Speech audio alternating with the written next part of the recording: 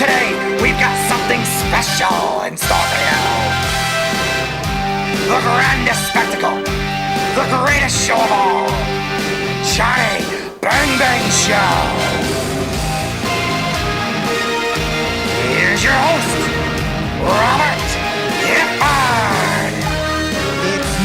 It's me. I am the one and only. Ladies and gentlemen, we are back.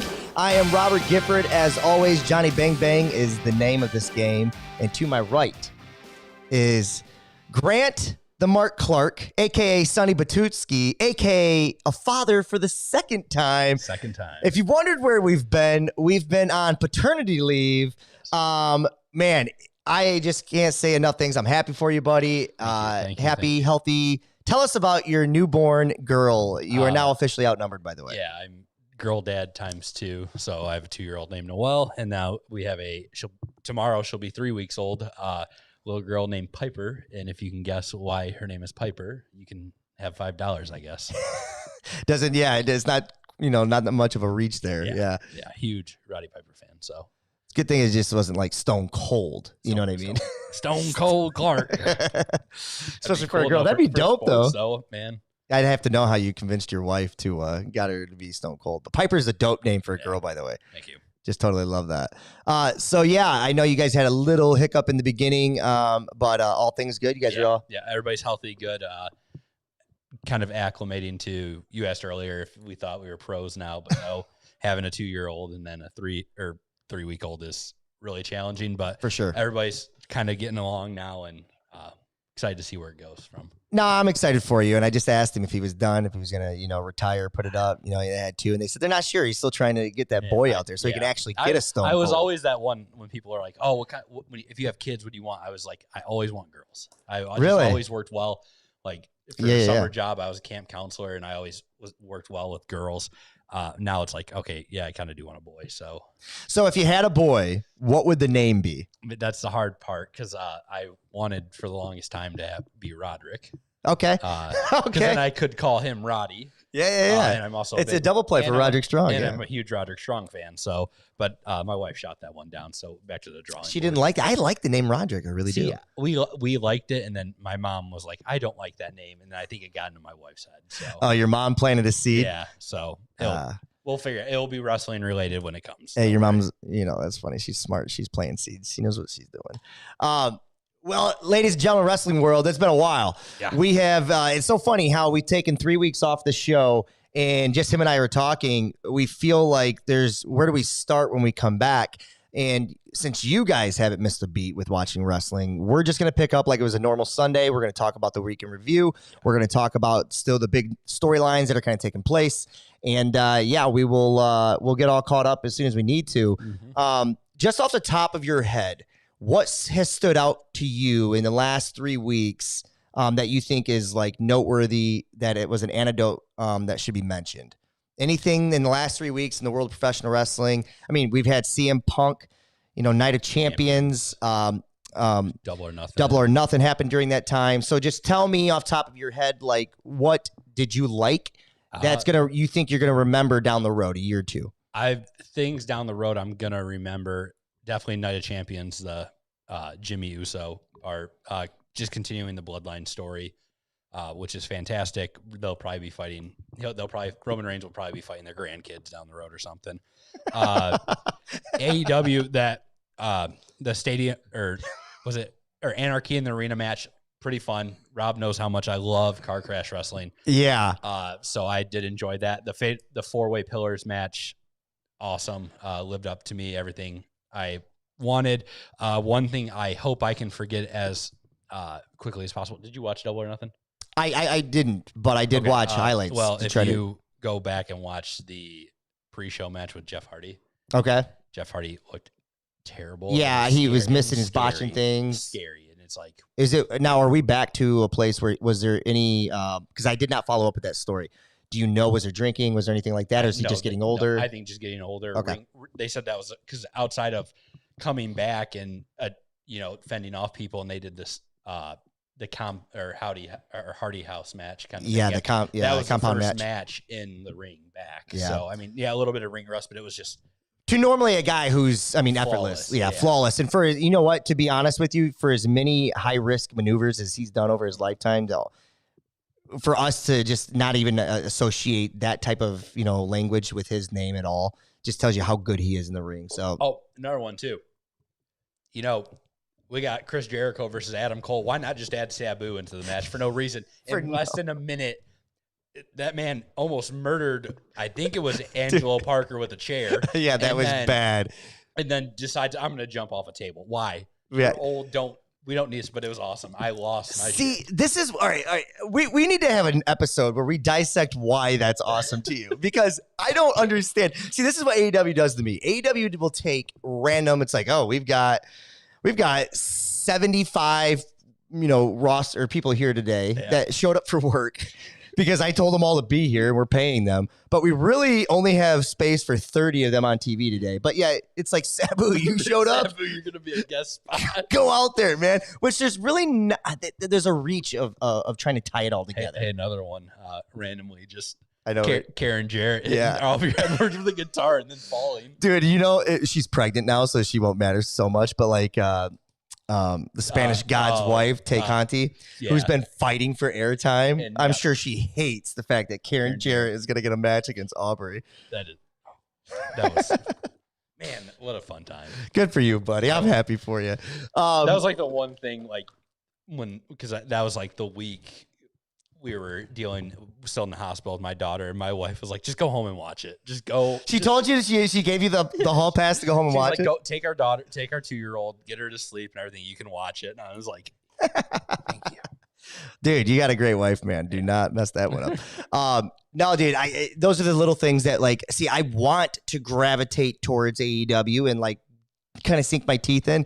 And those are the things, if I'm being honest, where I'm like, oh my God, you lose me. And I'm like, my co-host would absolutely love this. So a little bit for everybody, right? That's the whole thing. Sticking with AEW to start the show, because in our opinion, they have the biggest thing that's happening as far as in the last week, the most buzzworthy. I mean, outside of the Bloodline story, which the Bloodline story to me was kind of, I'm not ready for it to go away. I was just ready for the next chapter, and they've given it to us in a big way. The Sammy Kevin Owens chapter is kind of. Yep, it's passed. They've moved on, and now we're in the heart of kind of what. Yeah, what kind of the Bloodline started with. Yes. So we're getting back to that point, which is great, and I can't wait for it. But AEW, we need to start with MJF and Adam Cole, baby. So yeah, it looks like that's gonna be the next direction they go. Yeah. Now, first of all, are you okay with the fact that they went away from the pillars right away? They did their four-man match, and then it's done. You okay with it? I wish they would have done more. And I love Adam Cole too. Great wrestler. He just came back. You don't? Okay.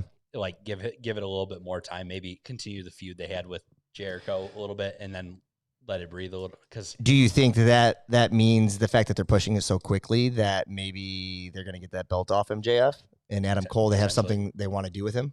Potentially, because somehow Adam Cole's the biggest face in your company when he's naturally a heel too. Ooh, naturally, you're going to use that term naturally. I don't. I kind of wish they would continue the pillars, because the way it ended is kind of what you thought everybody was going to do the work, and then MJF was going to kind of go in there, and then the freaking roll up for the ended. That was awesome. Yeah. And then the press conference afterwards with MJF is just he's so good. Dude, that's worth the price of admission to me. That's worth $30-some. The one when he did the whole thing with the pickles again after Revolution, that was worth it. Well, let's dive into this, because kind of that whole pickle thing is paying homage. Well, not really paying homage. It's kind of taking shots at eating a muffin at a press conference just that CM Punk was doing. And he has this promo battle with Adam Cole. And this is what I love about MJF, is that he does his research, right? So there's that section of the promo between Adam Cole and MJF where he brings back the words that Adam Cole used to say at NXT. Mm-hmm. Verbatim, right? Carry and cross. Yeah, exactly. What makes me cool? They ring the freaking bell. They ring the friggin' bell. The thing I loved about the promo was, and we had this similar with Punk and MJF, how MJF's story about, being the kid. Kiss his ass and he's a fan. "You're my hero." He did the same thing. Oh, what about Ring of Honor? Right. Nothing like going on, and then brings up Adam Cole and talking about following his run, his undisputed run, and things like that. But that's what he does so well. Is like he's building the story. So he's gonna come out and he's gonna kiss the ass of the person that he's doing or going up against, and that way they don't have to because the babyface doesn't boast like that. Mm-hmm. But then he's gonna tear you down. When he does all this, as a fan, I'm like sitting there, I'm like, Jesus, do I feel bad for this guy? Because like when he did the whole thing with CM Punk, I was like, dude, man, is MJF now like?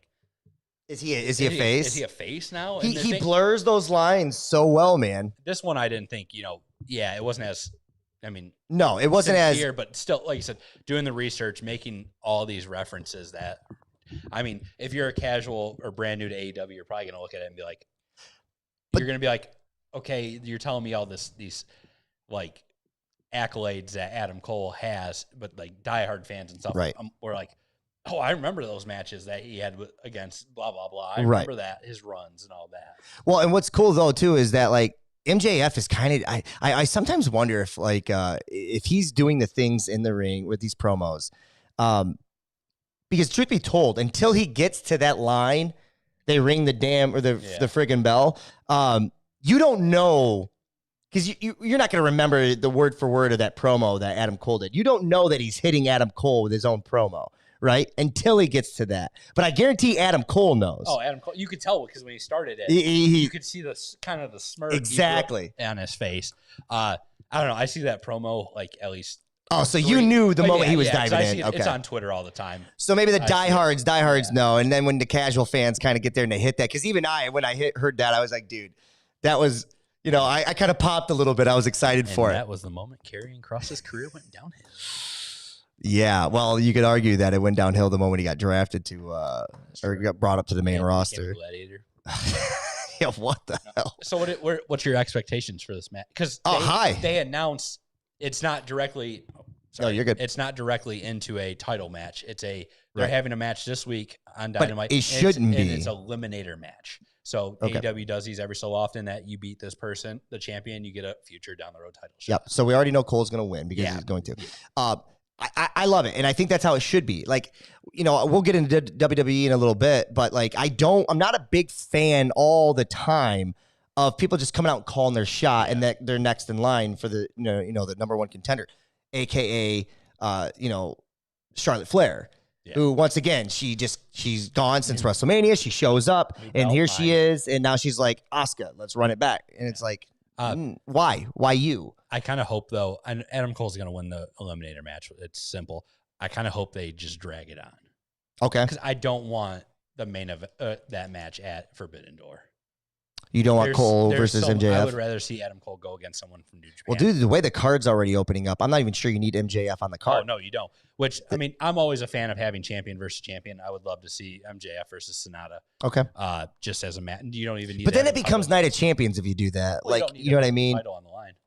No, you don't. You don't. Just the champion versus okay. Like a Survivor Series, kind of keep track who wins. Fair enough. The show. Fair enough. Because you're gonna have you have your championship matches that are gonna be on the card. So my expectations, to answer your question, are high. Whenever it actually takes place, it takes place. But to kind of like get our feet wet, I think this was a great start to that. I will say this, and maybe you'll disagree with this, because I know you were a diehard NXT guy, and I'm sure you're a diehard Adam Cole guy. I love Adam Cole. I think he's got a great look, but I'm on board. I've always been like, he just doesn't look like, I'm like, oh my God, can this guy hit the weight room? Just a little bit, right? A little bit. But when you watch him wrestle, you're fine with it. It gets over. So like, I just know my initial impression of Adam Cole was that. Now, with that being said, do you think that they can do many more promos where Adam Cole can hang? Yeah. You do? Oh, because Adam Cole's one of the best on the mic. I agree. But we're talking with MJF here, and he always seems to have. He does, but are we getting to the point where MJF's promos are kind of getting the same? Well, they are the same in the sense of like the formula. Yeah. I agree with that. But like, you never know what he's going to say. Yeah. And you could still do the whole, because that's the one thing I'm like, I want it to drag on. yes, we're having this eliminator match. I want them to have this match. Cole wins, and they don't wrestle each other for a long time. Okay, so you maybe 1 week Adam Cole just comes out and cuts a promo. Then MJF Gotcha. comes out. Then they have another one where they face each other. So then you think they should go sideways immediately? Like they do this little face off, they get us kind of teased about it, and then he wins the eliminator match, and then bam, we go MJF versus Karen Jarrett for the Jeff Jarrett. I'm telling you, give Jeff Jarrett every belt. He needs it. No, Ain't I great? Oh man, Jeff Jarrett. Yeah. Hey, if this was mid 2000s, he would have it. Oh, dude, he would. Well, you know why? Because he'd be booking everything. Yeah. He'd book himself into that role. No, I'm with you. I think Adam Cole, I just look at him as a guy who I thought he had the best line in that whole back and forth. I loved, let's go back and piss into a bucket and see who's natural and who's not. Natural and who's not. Because there's definitely his, because MJF's body shape and frame has just completely changed. Yeah, from the moment AEW started and to where he is now. Yeah, exactly. I'm on board though, man. I'm on board. I can't wait for it to happen. Do you go ahead? A side note, you mentioned the things that you'll remember from the past few weeks of wrestling. Yeah, that fatal 4-way when they all hit their mentors. Oh, dude, that was whosever idea that was needs a raise. Give him a raise right now. Needs a raise because that's storytelling and the professional wrestling ring that I'm on board with. Yeah, that was when I saw that I instantly texted my wife. I was like, "That's something." I just texted her all caps. It's like, "Oh my god, MJF just hit the crossroads."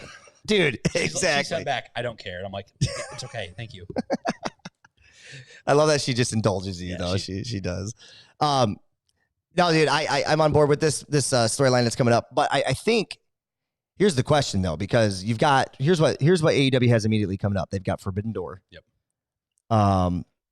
They just had Double or Nothing. And they have Wembley. And then they have Wembley. So is MJF versus Adam Cole with all the other sprinkled in things that they can give us at Wembley with CM Punk maybe against Omega, things like that.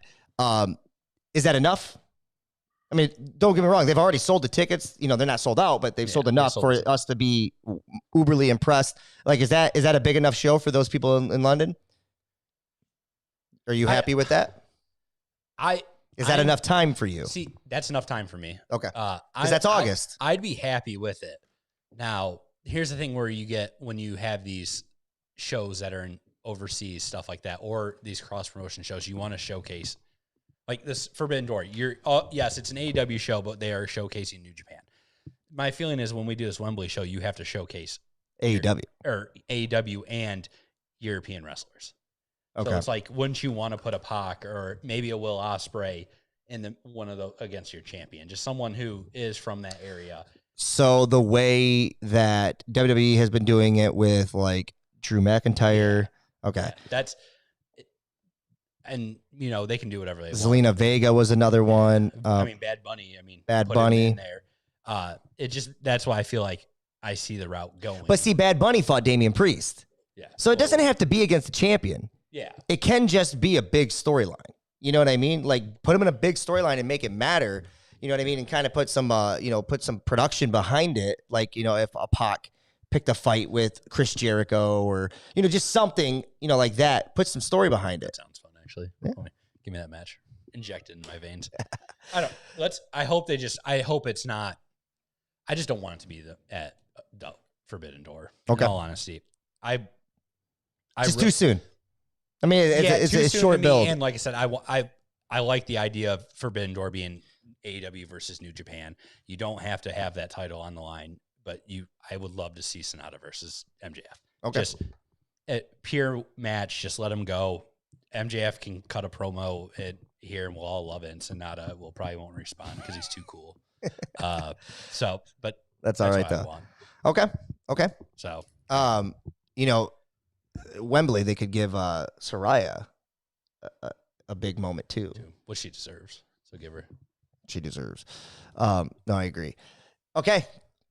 There it is. Well, the Eliminator thing too is, that's the AEW's version of the Money in the Bank. So like you can no. It's just it's another way of kind of getting a title match down the road and putting guys you don't think of at the moment. They do it a lot with the women's. They've done it a lot more with the women's.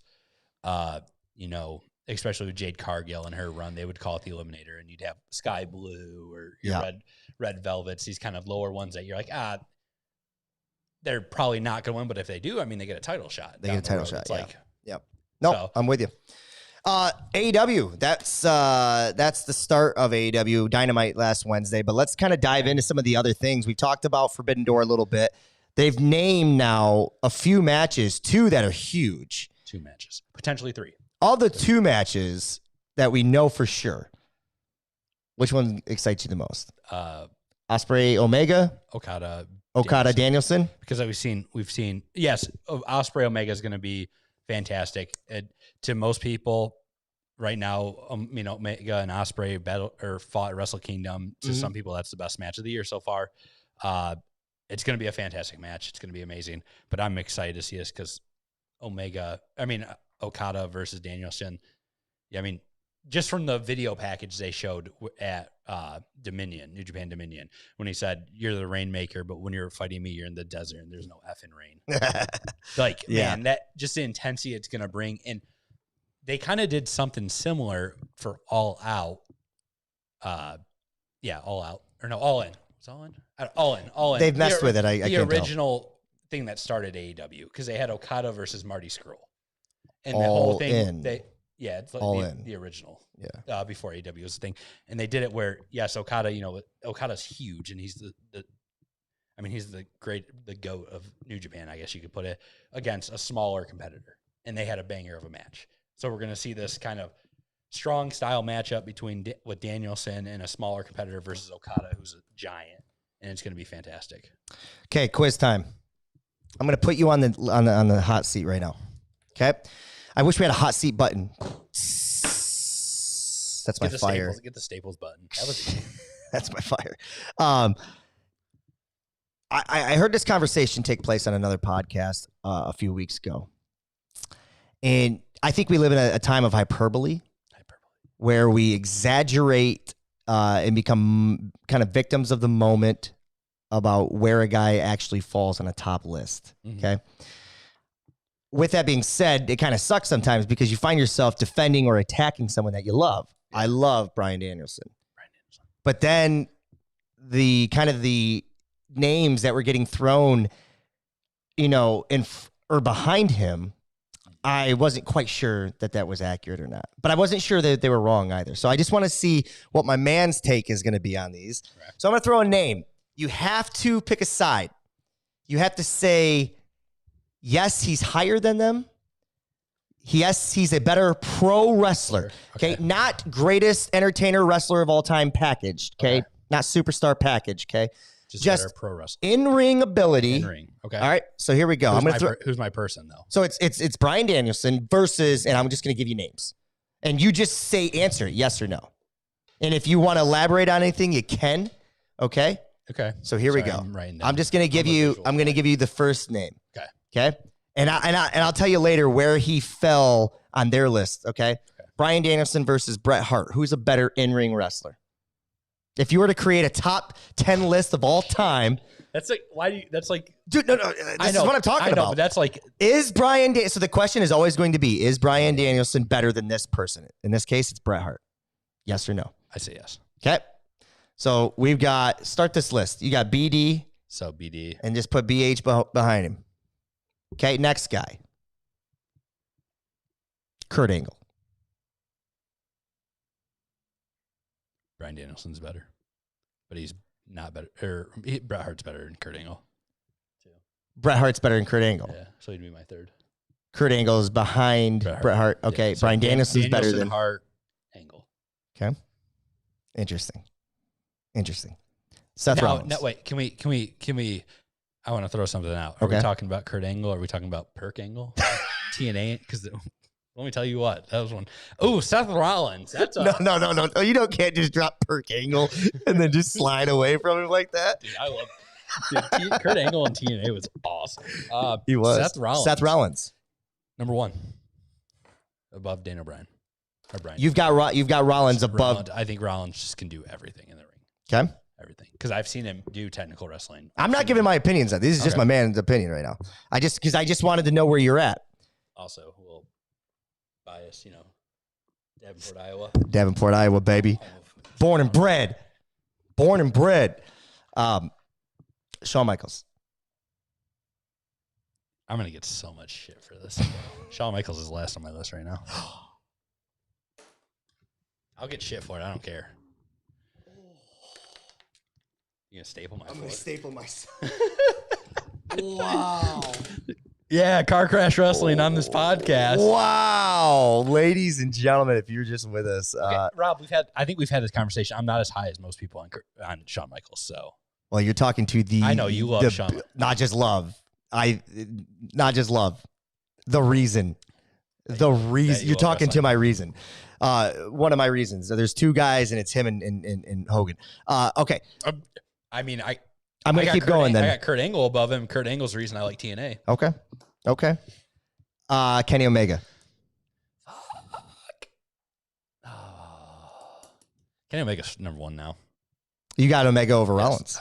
Yes. Interesting. Yes. So then I guess the question then becomes, if it's Omega, is there anybody in your opinion in the history of wrestling that's ever done it better in the ring, in your opinion, than Kenny Omega? Because instead of me just going through this list, because I got to be honest with you, I thought Bret Hart, I liked the way I thought I would put Bret Hart in front of Bryan Danielson. I put Bryan Danielson in front of Kurt Angle. But Bret Hart put an emphasis on every damn move. I know. Everything had a snap to it. Everything had a, and that there was just like an emphasis to it. That makes me think of Bryan Danielson too, because you see that too in his matches. Yeah. Where when he applies the lock, it's tight, it's lock, it's facial expressions. It's where it's coming. It's hard. If you had to ask me, right now I don't see any. Kenny Omega's number one. I don't see anybody. I can't think of anybody in the ring. If you would look at me and say, "Give me a technical wrestler," the best in the world, in my opinion, is Zack Sabre Jr. Okay. So but if that's technical based wrestling, right. I could give you someone for the strong style. Right. Shit, if you want to go, those categories, the brawler style, I'll go John Moxley. Sure. It's just, here's why, and I actually just misspoke. I said Bryan Danielson's in front of Kurt Angle. He's not, to my opinion. See, your list. This is why I brought this up, because your list. Yeah. Shawn Michaels up top for me. Bryan Danielson's at the bottom of this list for me, outside of maybe Kenny Omega. I just don't register with Kenny Omega like I do Bryan Danielson. I put him in front of him. But Bryan Danielson, to me, I think what I love about him is he's small and he's proven himself. But what I also feel like all these other guys have over him is the ability to do a little bit more moveset rather than just kicks, because they're a little bit bigger, stronger. I'm a liar, by the way. I figured out someone who's above Kenny Omega. Oh. Can you take a guess? Can I take a guess? Current wrestler right now? Current wrestler right now. AEW? No. WWE? Yes. Higher than Seth Rollins? Yes. Somebody better than Seth Rollins? They just had a match. In WWE? You're not talking Cody Rhodes? No. Oh, okay. I was going to say, we're not there with him. Adrenaline in my soul. Are we talking, he just had a match? He just had a match within the last 3 weeks. A very big match against Mr. Seth Wethy. Oh. Okay. At the at Night of Champions? Yes. Really? So you put AJ Styles on the top of that list? AJ Styles on top of the list. That is so interesting. Side note, we were just kind of got a little sidetracked here, but I just thought that was something worth. AJ Styles wrestling, he has the intensity in it. When he sets up his moves, when he locks in things, you really, you see, like when he puts someone in the calf crusher, and you're like, oh, dude, he does everything. This is why I love professional wrestling, because everybody's got a different take. I like AJ Styles, and I agree with everything you're saying. I just think in the history of this business, I take Mr. Perfect. Oh, that's a good one too. Over a lot of these guys. There's guys, you know what I mean? Like we should compile a list one of these days. We could do that, because I love old wrestling too. Every week we should do a top 10 list or a top 5 list and we choose the category. I'm fine with that. All right, let's do it. All right, let's get back to business. AEW, we just talked about MJF and Adam Cole. We talked about Forbidden Door a little bit here. Let's talk about the expectations real quick before we get into finally we have a release date of something here. Let's get into the expectations of what we actually believe CM Punk will do in this with the rest of his time. as a professional wrestler? Will he be at AEW for the longevity of it? Is he just back to kind of like, some damage control, maybe some PR for himself? Until he pisses someone else off. And let's kind of dissect real quick whether or not he's getting a fair shake here and whether or not he was the problem in that whole thing. So expectations of CM Punk going forward. So expectations of CM Punk. If you don't know, now you know that CM Punk is coming back, announced by Tony Khan. One of his 1800s announcements. Let's give claps to Tony Khan. His last few announcements have actually been bangers. So good for him. Yep. Next topic we talk about, I'll throw back me and Rob's conversation about Tony Khan's potential predictions. Yeah. I think Tony Khan should just do a State of the Union every month. Yes. And then just come out and give all those announcements. And it should be literally one announcement that means anything and other things just like random. You were doing. Don't care about anything. Yeah. So expectations of Punk. Collision starting the 17th, I believe, in Chicago, Illinois, Punk's hometown. He and the Revive or FTR are going to face off against Bullet Club Gold and Samoa Joe. Yep. So this show, when originally it was pitched, was to be built around CM Punk. Now, I'm going to give you... I think that changes a little bit. Yep. We're going to see CM Punk now because as things have gone, you've kind of, in the news, he's been a little bit more apologetic, it seems like, too. I think Punk's going to start putting over a lot more people and end his career. Career. I never see CM Punk going back to WWE.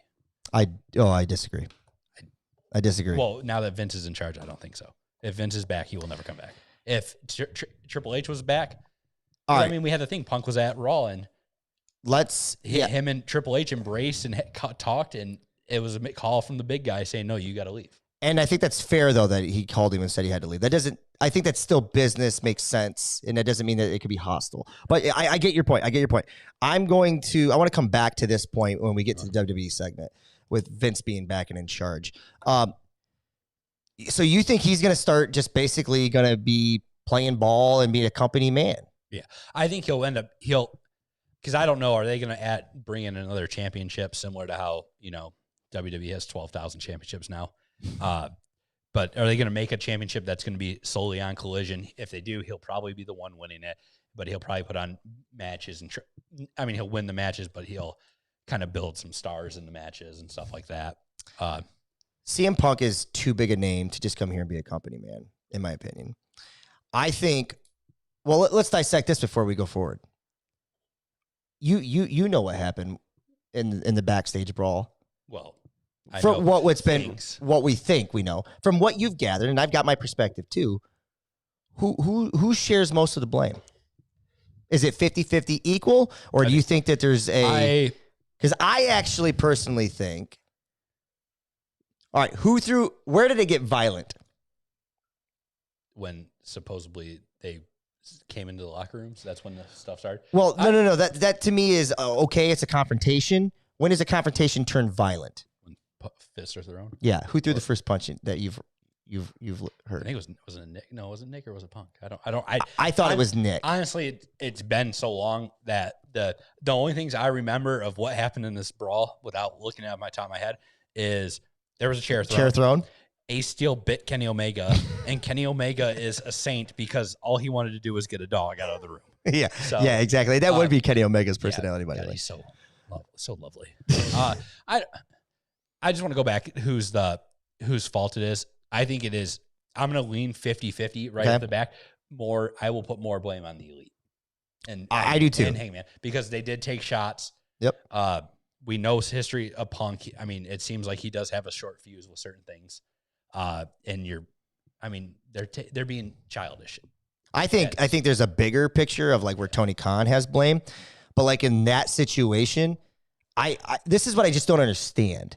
And I think when it's all said and done and we're 2-3 weeks in, it's going to be much ado about nothing is what my guess would be. But off of the initial reaction when CM Punk's name, it seems like his name's been dragged through the mud more than the Elite have.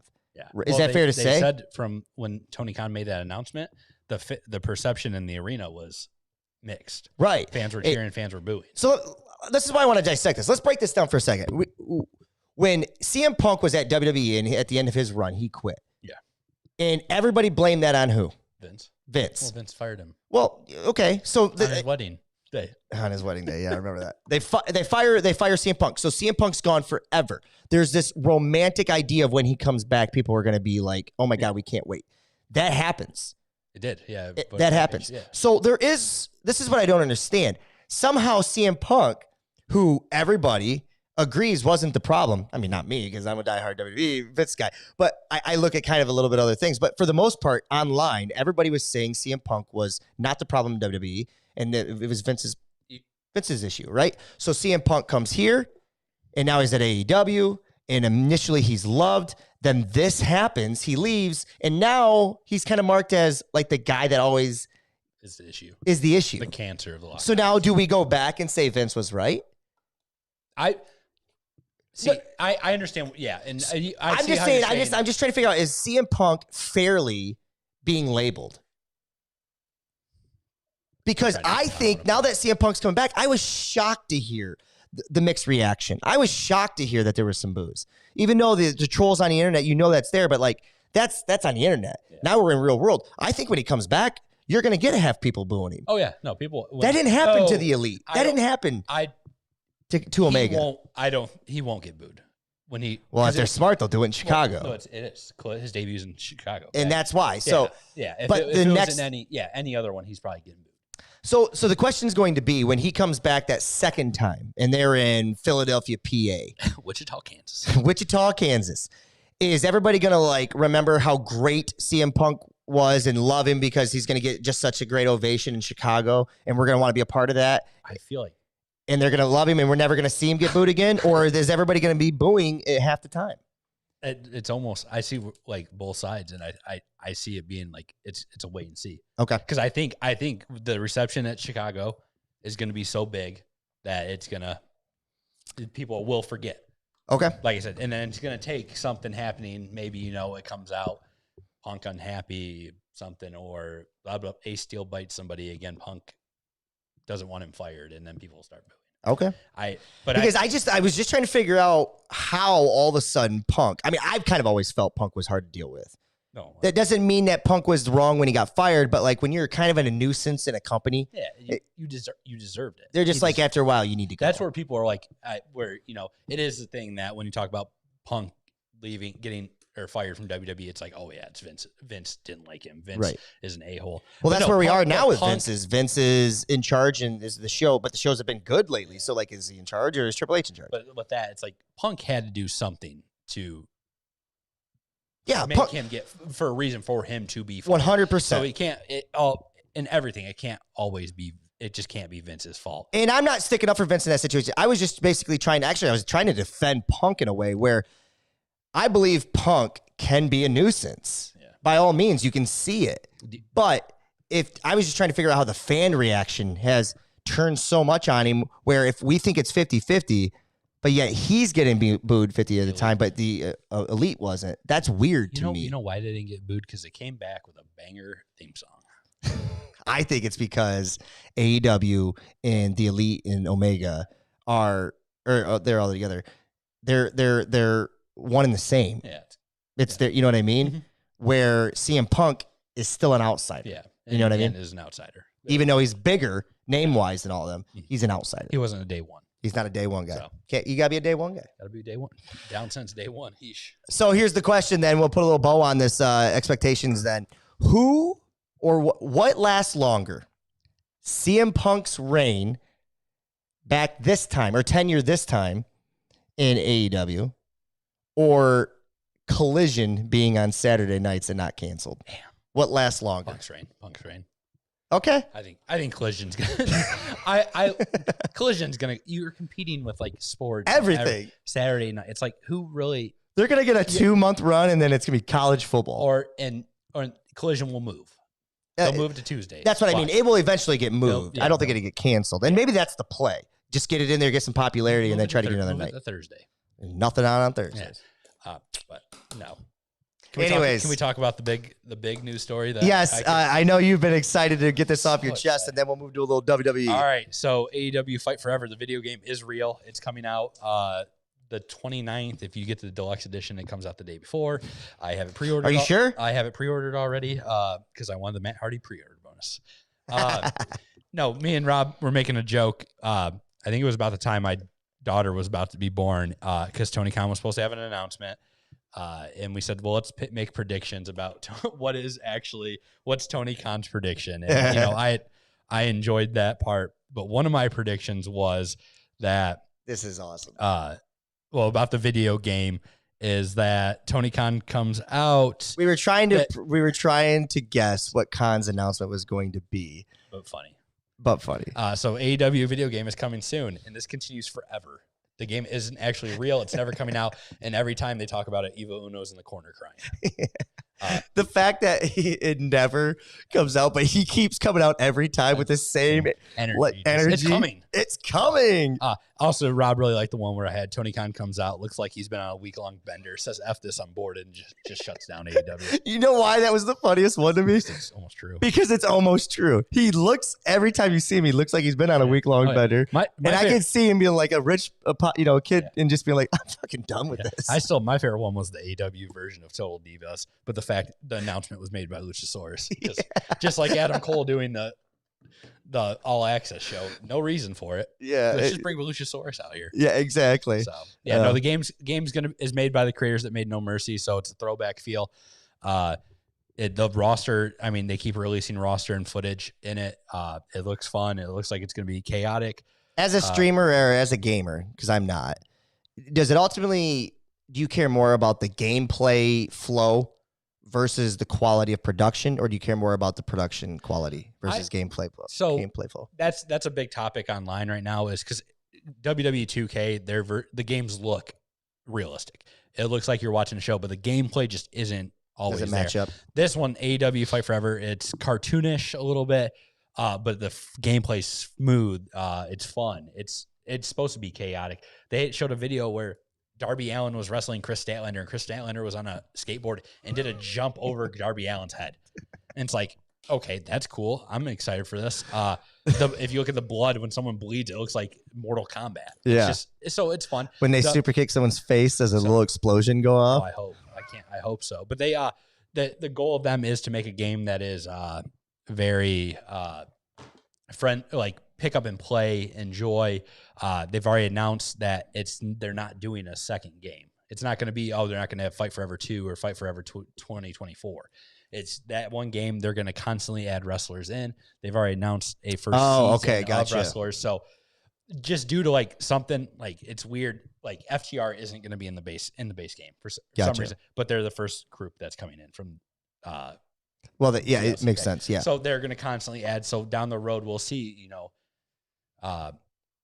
your Samoa Joes, people that are new, a little bit newer. But the roster looks fun already. People that I'm like, wow, they have them in it. Cool. CM Punk's in it too, so that's cool. Yeah, that's interesting that he's in it, but he was Samoa actually Joe's not. CM Punk was on the cover of it originally, and then the fight happened. They took him off and put MJF on it. I think when it's all said and done, CM Punk is. He'll be the biggest star in your company still. It's in my opinion, it goes Punk and MJF and Chris Jericho. They're the top three, and then you got Moxley and Danielson, and then the next two, in my opinion. I think you're just completely wrong. Your first number one wrestler is Aubrey Edwards. Your second is Jeff Jarrett, and number three is Sue. Okay. Trent's mom. Yeah. Okay. Why not? Trent's mom. Okay. Did you see her with the minivan? Yeah. Woo. WWE, ladies and gentlemen, in my opinion, WWE, again, you can kind of see where our colors lie a little bit, which is okay. I think that's what makes it kind of the yin and the yang a little bit. I think WWE is on fire right now. As a matter of fact, I think they're on fire because I finally care about more than just the Bloodline storyline. I like Seth Rollins. I agree with you. I think WWE right now, since Elimination Chamber, WWE has been.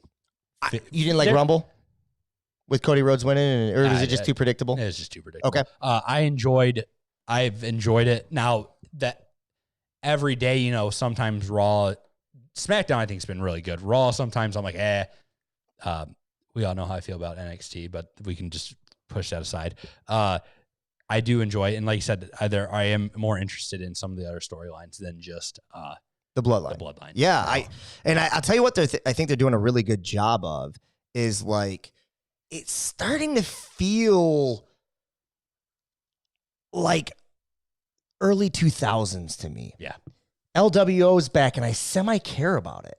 You know what I mean? Should always care about it. Well, but you know what I mean? I kind of care about it. I'm like rooting for them next week, and that SmackDown's going to have a tag team gauntlet match. They're not going to win because you're not going to do face versus face. It's going to be Imperium. But they just had to continue that storyline. That's going to happen.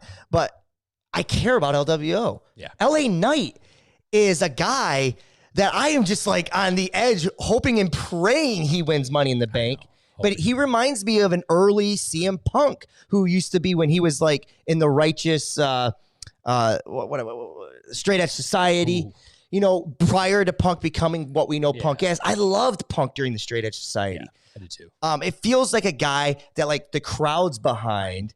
And now WWE is realizing that. And- Holy crap, these. Yes. Because what they did at Night of Champions, he was in the crowd and they showed him in the loudest pop. It was just him sitting in there. Saudi Arabia. Yeah. This guy has had very little television time as far as like meaningful television time. He had a brawl with Bray Wyatt where he was supposed to be the enhancement talent. He carried that. And I love Bray Wyatt. Bray Wyatt is one of my favorites. But LA Knight carried that. And then ever since then, he's been in really nothing meaningful. Yeah. I think so. I care about him. Is there any, even in MJF right now is, in my opinion, the second greatest heel because he's not a traditional heel. He's still beloved by so many diehards, right? Is there any greater heel than Dom in the world of professional wrestling? No. Because nobody likes Dom. We love Dom. Yeah, we love Dom. But like we boo Dom because that's what you do. It's awesome to boo Dom. The fact that's so hard to do in 2023. You know, I remember when, Roman wasn't the tribal chief and was, the champ, but he was getting pushed down our throat that fans would boo him. Yeah. And then, especially like after he beat Undertaker. Yeah. And they booed him. Yeah. And then he just said, this is my yard now. Dom has had multiple occasions where he can't even say anything because the fans are booing. It's so loud. It's so loud. It was just loud on Monday night. And they're in Wichita, Kansas. These places of the world where you shouldn't get a crowd that cares that much, but they love booing him more than they love cheering for their favorites. Yeah. Yep. Dom is. So you care about that. And I'm not going to lie, when Dom came, when Dom had his first match, I was like, cool, this kid's good. Yeah. He impressed me a little bit. Literally, it was just like, oh, he's in a tag team with his dad. I was like, okay, his dad will retire and Dom's probably going to fade away. Yeah. And now I'm like, dude, this guy is a star who's going to be here for I still worry about him in the sense of like when he's by himself ever. I know you get what I'm saying? Yeah, but man, I think he could figure something out because is he playing his role so perfectly?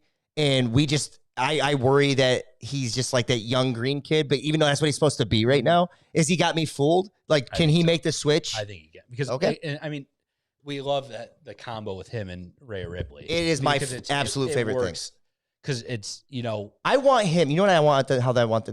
Last week, and we'll get to the segment in a second, but I want him to arrive to the arena or to the ring every week on her back. Oh, what was it when she beat That's what I want. She beat Selena Vega and he jumped, or no, she beat Natalia. Yeah. And he jumped into her arms. Yes. And people booed the shit out of him for jumping into her arms. I want him coming out with a lollipop or a sucker in his mouth and he's on her back and she's just carrying his ass to the ring, dude. Yeah, that's like it's gold. Yeah, they're fantastic. And I think he could still, because he's got that, like even when Mania, when he came out and was in the prison car but was wearing Ray's mask, I think he's just got it. Like he's figured. It took him a little bit of time, but he's figured out the character aspect. Yeah, he was always decent in the ring. Yeah, but now it's almost better that he's not decent in the ring, right? We want him to be shitty in the ring. Yeah, but we want him just to be that sleazeball. So you got LA Knight, you got LWO, you got Dom, and these are not even Seth Rollins or Roman Reigns. This isn't the Bloodline. This isn't Sami Zayn and KO. This isn't any of those type things. I would say this though. Alpha Academy. Alpha Academy. I'm interested in all of a that. sudden it's interesting again. I agree, dude. I'm totally with you. I will say this though. As great as WWE, in my opinion, is doing with all of these other things, this, in my opinion, is the least interested I've been in the women's division in a long time. Yeah. You agree with that? Yeah. And I mean everything the women are doing. I don't. To name one woman's storyline that you like. I don't hate the Trish Stratus Becky thing. That happened. I like Zoe Starks. That happened, and we like have we really? Well, what's going on with it now? Just like, are we? Well, they're still running it.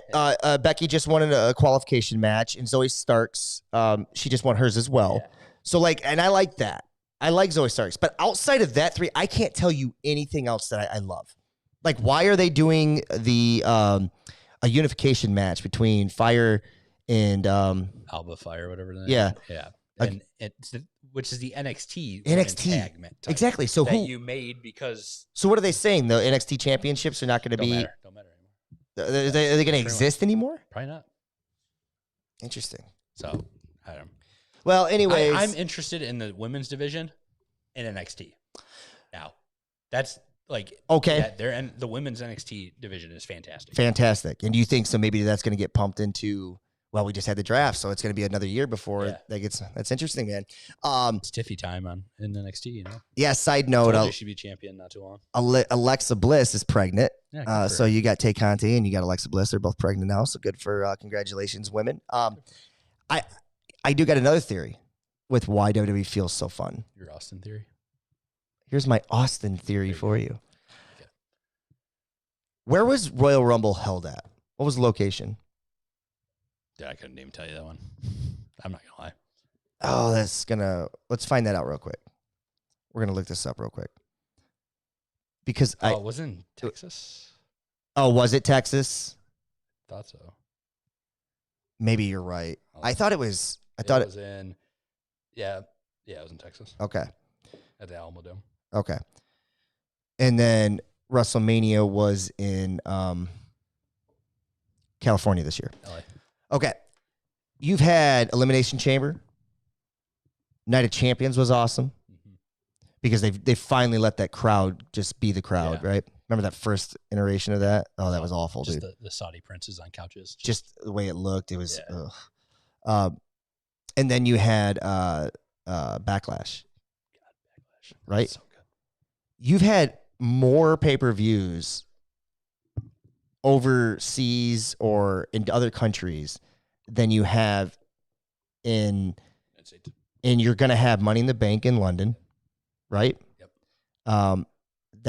And then there's another one. I can't remember what it is, but there's another one that is lined up for this year as well. They'll probably do Clash at the Castle again. Think about that. Give it to them. I mean, I just think it makes it feel more fun. Yeah, the fans are always chaotic. We had this conversation that outside the major four, they probably shouldn't be held in the United States. Do you agree with that? Yeah. All the time? I mean, sorry. No, you just got to pull that down. Most of the time I would. Okay. Yeah, just because, I mean, we're still getting the big ones in the United States that people are going to travel to. I would do it until it doesn't feel fresh anymore. Yeah. Give me a new location each time. You want to expand your market too to different places, and you've noticed that these NXT India, NXT UK end up failing. Just put pay-per-views in these places. Yeah. Let the superstars, how they did for Saudi Arabia, give them a couple days, let them go be around town, let people be a star campaigns, you go to these soccer games, just be noticed. Yeah, let them do that, and then put a good show on. Let your like similar how Backlash was. Let Selena Vega have her moment. Let these people have these moments, and then put on other matches that are just bangers, and it's gonna be awesome. Yeah, no, I agree, dude. I agree. I think it makes it feel more fresh and fun, and I think that's kind of helped WWE's year. Yeah, you know what I mean. I'll get rid of that. I think we've talked about that enough. Let's get back to WWE as far as storylines. Just give me your thoughts on the new chapter of the Bloodline. Oh, are you in? Yeah, we're back into Jimmy, because Jay was the one who first resisted the Bloodline. Yes, the tribal chief. And Jimmy kind of fell in line. Now it's Jimmy's the one retaliating. What's Jay gonna do? And Solo's made his. That was Solo when he said, "I'm going. They're my brothers." And then they hugged Roman, and then No, and Solo just laid him out. I was like, dude, well, that's the part that they've done that's well, is that like it's so much bigger than Roman Reigns right now. Yeah. Like they don't need him there every week. nope, you don't need him. And And it gives Solo now, because he's made a definitive decision, right? Yep. So it gives him more character. Yep. Yeah. And it's just, oh, man. Side note, is he really, I get confused with this. Is he really their brother? Yeah, he's in real life? The younger brother. Okay. He's their younger brother in real life. Yep. Okay. Okay. Yep. Wow, dude. So I was listening to Busted Open. I always kind of listen to what they had to say. And one of the things that they said is, and this is kind of going down the road of Cody Rhodes for all the Cody Rhodes diehards. There was the initial, people thought Cody Rhodes should have won the championship at Mania this year. Now they're going to do the hard time storyline where they continue to, like, you know, break his arm, continue to make him, you know, fail before he eventually gets to his rise. He's got to finish that story. He's got to finish that story. Now they've introduced this second championship that Seth Rollins is now carrying, which he's got an 0-3 record against Cody Rhodes. Yeah. Before we can get to WrestleMania 40, all right, the bloodline is going to have some type of legs to get him there, right? So whether it's Rock versus Roman, is it for the championship? We don't need to speculate that now. Just throwing these things out there. Rock versus Roman for the championship. That means what? Okay, if that's the case, then that means Seth and Cody for the championship. Yeah. Is that finishing the story if it's not coming off of Roman Reigns? I don't think so. You got to take it off Roman. You got to take it off Roman? That was the or does it story, have too. to just be Roman Reigns' belt because of the lineage of that history of that belt? Because this other one doesn't have any lineage. Since we had the loss at Mania, I think it has to be beat Roman. It has to be beat Roman. Yeah, I think it has to be beat Roman. Okay. Where you kind of give him someone like Dusty's main rival was Ric Flair, the big bad of NWA, WCW. Mm-hmm. Like now it's that Roman's the big bad. You got to take it off of him. That's the definition of the hard time beating the. Okay. You beat the boss. Like here's why Busted Open thinks, and I want your opinion on this. This is why they think it's not going to happen now, because Roman just passed 1,000 days. Yeah. Right. 1,400 isn't that far away. No. And that's Hulk Hogan. You have a chance to get Roman Reigns in front of Hulk Hogan. Gosh, And that would be September 13th, 2024. That's 2 SummerSlams from now and 1 WrestleMania from now. That's doable. There's no way we stretch out the hard time storyline until WrestleMania 41, do we? He's gonna break every limb in his body before. No, I don't. That's so long, but I. So what would you rather have? What would you rather have? Would you rather have Cody Rhodes beating Roman Reigns at WrestleMania 40, or just in general before then? Or would you rather have Roman Reigns as a 1,400 someday champion and beat Hulk Hogan on that list? Take number 4 overall. I want Cody to win it just because, I mean, I like the finishing the story. I also want Roman to beat Hulk Hogan because Hulk Hogan's an awful person. So I have thoughts on that too. That's the story for another day. We'll dive into those questions more as they present themselves. Just interesting kind of fodder that's been going on. I didn't even know that though. That was the next mark. I didn't know that. He's not the next initial mark. There's a couple. Did he pass Bruno? No, he'll never. Oh no, he's never gonna pass Bruno. no, Sorry. no. It goes Bruno, Bob Backlund, Hulk Hogan, and there's a guy. Oh, There's a guy that I don't know who he is. he's from Puerto Rico too. I forget his name. I know. There's that guy right there. Yeah, I literally had it in my head a few minutes ago. But he'll pass him between now and then. So yeah, that's the question. I have a lot of feelings. I think Cody should. I think he should take it from Rollins, and we should just move on from that because I think it's more important that Roman takes it from in the historic reign, takes it from Hogan. Yeah. That's just my opinion. All right, let's get to some of these big ones here, and then we'll wrap this night up, baby. We've got the Bloodline we just talked about. What do you think of these new belts? We got 3 of them technically within the last month. So we got the one Rollins has, which nay? I like it. Oh, I like it now. I do too. The W and the logo. In the I feel like middle, they could have done something a little different. I was one when I was like, I saw it, I'm like, okay, that's kind of weird. And then the day of Night of Champions, they posted a video Look showing good. the details. Oh, Like yeah. how many, like all the different things that are involved in it. The And I McMahon was like, Creed. yeah. And I was like, okay, I like this. I can get over that. I like Roman's gold title, undisputed one. I do too. That's nice. Because you have people are like, oh, can we get rid of that W? Dude, you can't. That's WWE's branding. Yeah. Do you know how many sports teams carry that thing around with them? Yeah. They no offense, but like they're not carrying around, Goldie from that's NXT. BBB. The Triple B from AEW, and it's because that is a very professional wrestling belt. Yeah. WWE that's a brand now. Yeah. You know what I mean? And the one Asuka just got, I don't understand it because they went from the SmackDown Women's Champ. Yeah, because she had the Raw. She had they flipped Raw. sides because And now Rhea it's- has the SmackDown Championship. And now it's just the Undisputed Women's Championship. Yeah. So, and then rumors supposedly they're supposed to have, they showed like potentially a tag team Undisputed one, and it looks nice. So is that what they're going to do? Are they getting rid of all? So is there Brand one? specific. Yeah. They just created a brand specific champion. Yeah. So it don't make any sense. Like they're creating a brand specific champion for Raw and SmackDown, but then now they're undisputing all of their other titles. I think so. And they're just getting rid of the tag of the Raw or SmackDown because Rollins is WWE World Heavyweight Champion, right? Or well, you had Raw.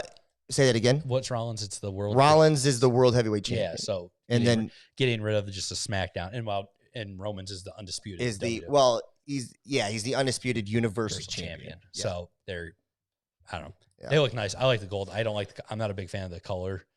Was there ever two SmackDown champion, or were there ever two women's tag team championship belts? Did we ever get there? They had the one, and then they had the men's. There was two, right? But they never women's, and then they introduced the NXT one. NXT one. So they're just gonna get rid of all. Wow, that's interesting, dude. That's interesting.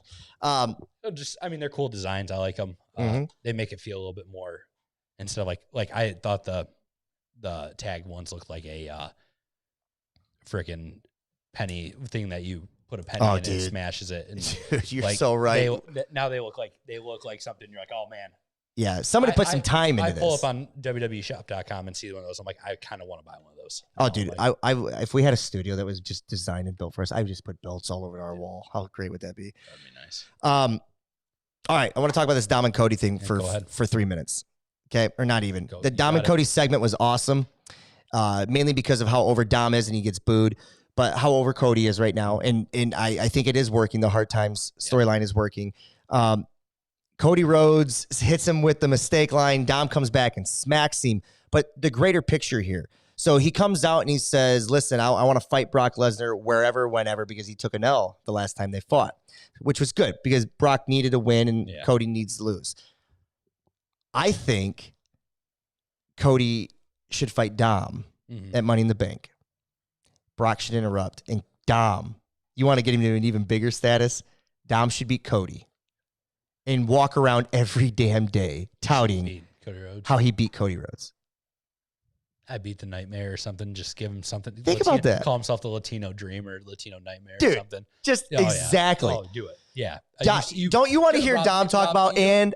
You don't even have to sell me anymore. I'm sold. I sold. And then you got Brock versus Cody at SummerSlam. They finished their feud. And then now we're off to the races trying to figure out how we get to the rest of the year. Yeah. Awesome, right? Yeah, I'm for it, dude. I like it. Tell me any memory you have of the Iron Sheik who passed this week. Any memory, a good one, bad one? I mean, he was a transitional champion for before Hogan took over. One of my favorite things about Iron Sheik, rest in peace, how much he hates Hulk Hogan in real life. And I loved Twitter. He was such a troll on Twitter, and it was awesome. Just everything. He'd be like, happy weekend to all of you except that jabroni Hulk Hogan. You can just stuff like that. Just go look up funny tweets about things like stories about how he won't sleep with your wife because he respects your wife, but he'll sleep with you and your sister. Like just random things like that. It's just Sheik didn't have a filter, and I mean he is a legend. I mean he did the foreign heel fantastically. So. Here's something that he was awesome at being that camel heel, right? clutch. I mean, everybody that uses the camel clutch, it's tied back to the Sheik. Mm-hmm. I think what's interesting about the Sheik is that I was young we were young, right? So we never really seen any heyday work of the Sheik, right? We you know, I've seen a few matches. I've obviously seen when Hulkamania began. And again, that he's just an antidote in that story for me. He's a trivia question. Who did Hogan beat to become Hulkamania? You know what I mean? Because of my diehard love for Hogan, but like just like as a kid, not knowing the history of the Iron Sheik, right? As you get older, you respect Iron Sheik more, and he becomes more of a trivia question, more of an antidote. But at that time, Iron Sheik also one of the people that they said started or pretty much almost ruined the business because almost killed kayfabe. You know that story about him and Hacksaw? oh no! On the way to WrestleMania 3, on the way they were supposed to have a match, And they were hanging out. They got busted. They were riding together in a car, got busted with drugs, and they were supposed to fight each other. So that kind of killed the American, American versus foreigner, and they were riding in the car together doing drugs, and they got. I did not know that. Yep, that's a great story. Yep. You know what's also interesting is that his greatest feud came after the Hogan. In 80, Hogan started 84. Mm-hmm. Okay, so think about this. His greatest feud of his career, professional career. This is going to be inspirational for anybody at any age right now. How old are you? 28. 28. Okay. I'm 30. I'm 36 years old. We're doing this podcast. We're throwing it out there, seeing what sticks. The truth is that his greatest feud came afterwards with Sergeant Slaughter, right? And he was 50 some years old. Think about that.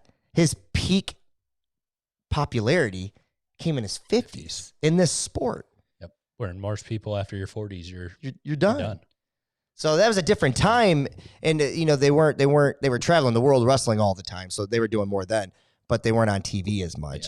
Yeah. But dude, just you know, he's a Hall of Famer for a reason. He always had that traditional heel look because he was a foreigner. Mustache. Yes. In the headpiece.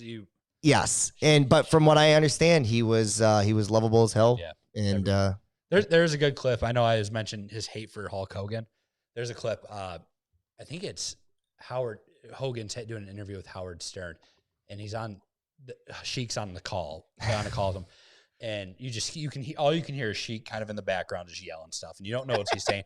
And Hogan's just sitting there, just like, dude, this dude is off his rocker. He's a fake. Like he's gonna talk all this smack, but then in the end of the day, he sees you, he'll hug you, tell you love him. And Hogan just gets on there and just goes off on Sheik, and then you hear Sheik go back, and Hogan's just sitting there like, and at the end he goes, and you hear Sheik go, "Oh, but I love you, brother," and Hogan go, "I love you too, Sheik. Talk to you later, buddy." And it's just like, okay, you know, in the end. Do you think he really hated Hogan then? Probably not. I mean, probably. Or you think that was part of the shtick? Just probably the stick. Just kayfabe till the day he died. Yeah, kayfabe to the day. But interesting. I mean, he was funny on Twitter. Some of the stuff he would put. I'm here for it. I'll have to look it up after this. Yeah. So rest in peace, Sheik. You know, we're creeping into a place now where like some of our heroes are getting older. Mm-hmm. You know what I mean? I don't know how long you've been part of this game, but like I've been part of the game for 30 years, and you know, watching Hogan and Flair and these guys kind of cripple themselves around because they can barely walk anymore. You know, it's. I mean, my favorite wrestler of all time is gone. So Macho Man, I remember. Yeah, Macho Man. Yeah, seeing on SportsCenter, waking up and seeing the news that he had passed away. So I mean, yeah, I think one of the last one. I mean, when Jake the Snake goes, that's gonna. Yeah, dude, that will destroy me. Yeah, because I love Jake the Snake. I want to see Jake do more like behind the scenes. Like I would love to see him work for NXT. Yeah, I think he'd be great. Like just the psychology of promo. He's still, even at his old age and just how, you know, bad a shape he is. Yeah. Like when he came to AEW and that promo on Cody. Can't tell you how many times I've watched that promo. That to me was like, when I watched that, I was like, because I've always defended Jake Snake Roberts. I think he's one of the greatest promo guys of all time. Oh, never trust the Snake. Dude, never. But he talks about Julius Caesar. Just right there. Right. It's going to be kind of just me and Jake the Snake. Both giving the bird. He looked at me and I just told him, you know, you're one of my favorite wrestlers. I learned a lot of you from my dad growing up, you and Macho Man.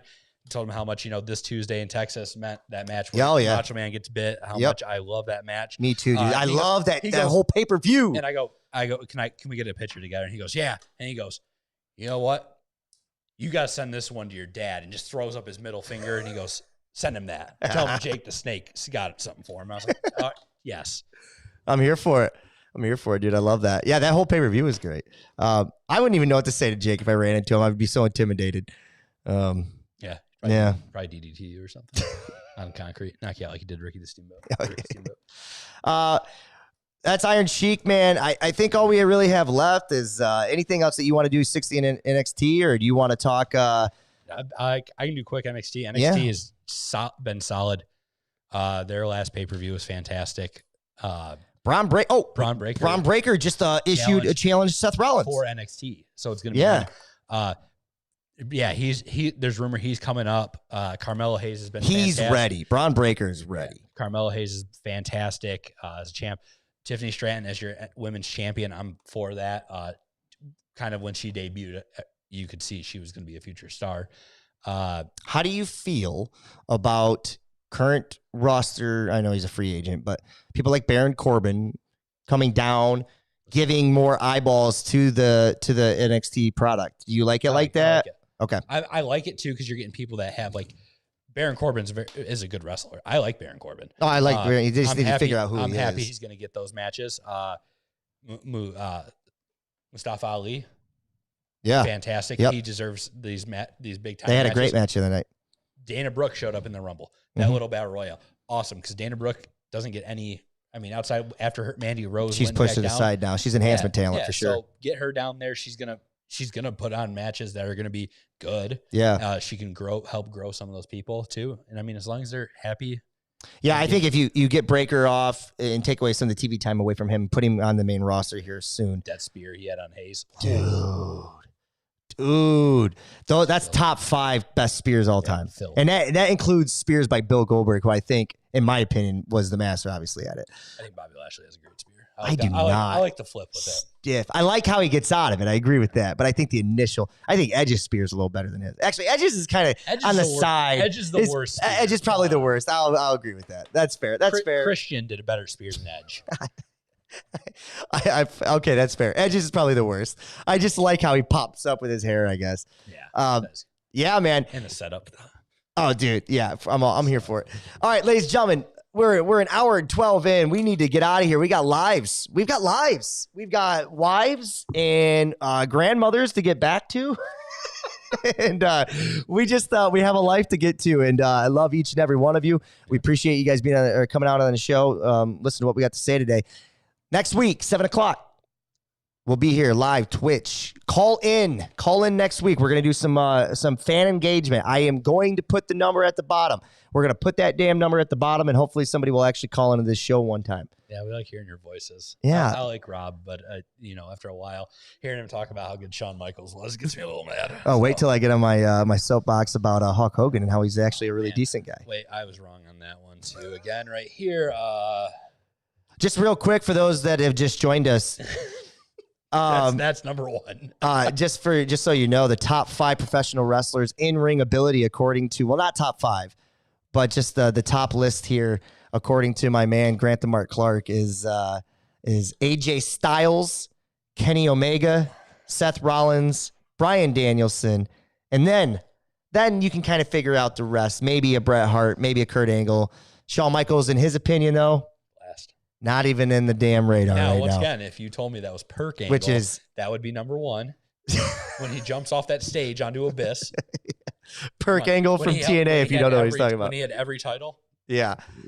I that's his list, not mine. Sean, you know where you'd be in my world. All right, ladies and gentlemen, we'll see you next week. Next week, 7:00. You can hit us up on YouTube. You can hit us up. We're going to start using more on the Instagram and Spotify. This episode will come out on Spotify this week.